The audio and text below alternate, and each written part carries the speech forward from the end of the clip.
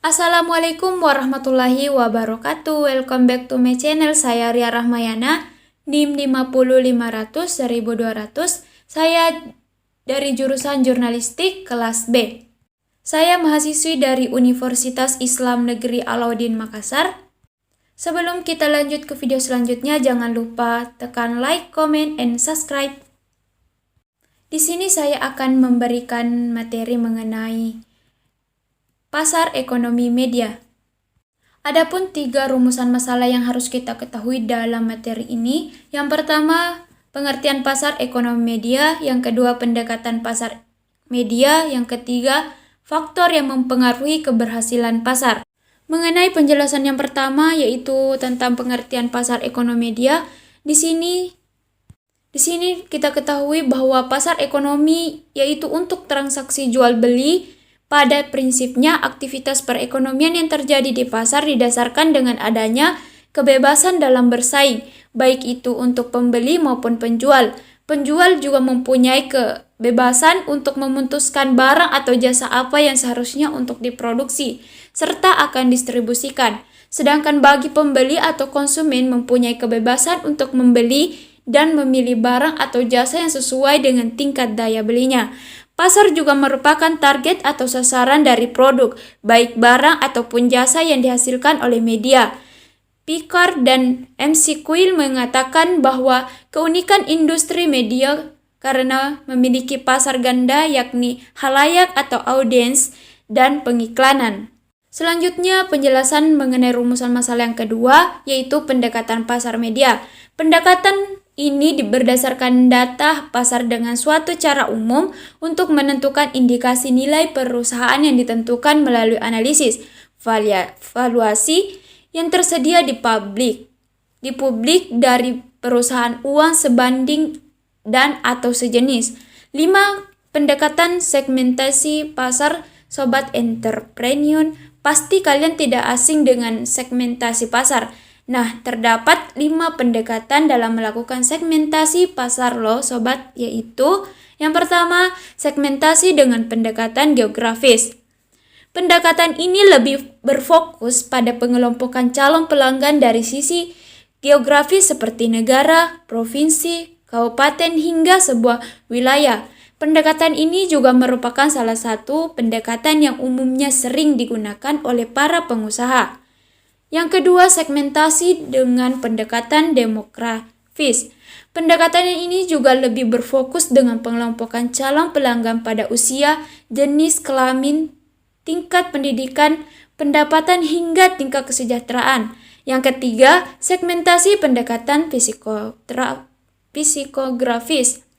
Pendekatan ini juga melakukan cara segmentasi dengan pengelompokan calon pelanggan berdasarkan karakteristik personalnya. Pengelompokan segmentasi psikografis bisa berdasarkan kepribadian, sikap, nilai-nilai, citra diri, minat, pendapat, hingga gaya hidup.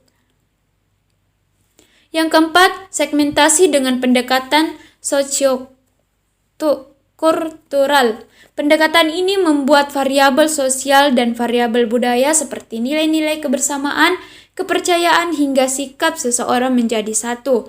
Yang kelima, segmentasi dengan pendekatan benefit. Umum digunakan oleh pengusaha adalah cara pengelompokan calon pelanggannya adalah dalam menggunakan pendekatan manfaat yang secara spesifik dibutuhkan oleh calon pelanggan atas sebuah produk. Selanjutnya, penjelasan mengenai rumusan masalah yang ketiga, yaitu faktor yang mempengaruhi keberhasilan pasar. Salah satu dari strategis pemasaran ini yang seringkali kita lakukan oleh suatu perusahaan untuk melakukan penyebaran pemasaran itu sendiri, atau lebih sering dikenal dengan istilah bauran pemasaran. Bauran pemasaran itu sendiri didefinisikan sebagai suatu strategi yang dilakukan oleh suatu perusahaan yang dapat meliput penentuan master plan dan mengetahui serta menghasilkan pelayanan atau penyajian produk yang memuaskan pada suatu segmen pasar tersebut. Telah dijadikan sasaran pasar untuk produk yang telah diluncurkan untuk menarik konsumen sehingga terjadi pembelian.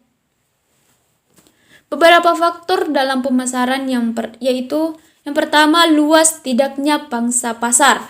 Faktor pertama yang cukup menentukan keberhasilan dalam sebuah program pemasaran adalah soal pangsa pasar, sebab perlu diketahui pemasaran produk dengan pangsa pasar yang luas jauh lebih mudah dibandingkan yang pangsanya sedikit peminat. Artinya, semakin luas pangsa pasarnya maka peminatnya semakin banyak sehingga kesuksesan pemasaran jauh lebih mudah diraih.